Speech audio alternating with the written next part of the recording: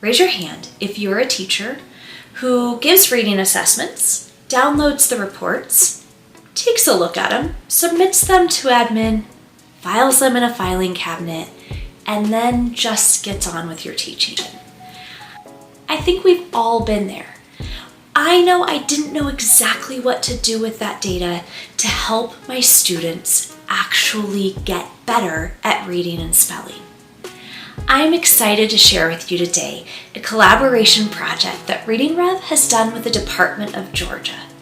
We've created Diagnostic Assessment Toolkits for K through 2nd and 3rd through 8th grade teachers.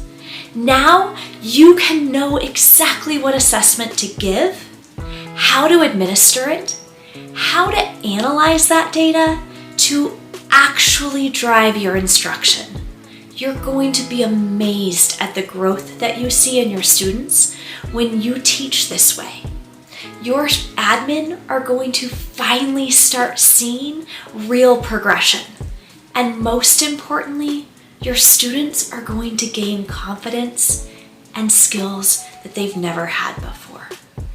These toolkits are going to simplify this process for you.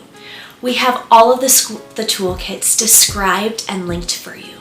We also created video demonstrations with a real teacher giving a real student this assessment.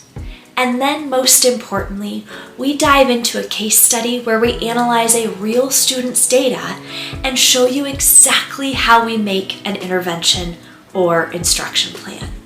I think it's going to change everything for you and how you will see your students finally starting to fill in those gaps. Gone are the days when you spend hours assessing without it making any impact on your instruction.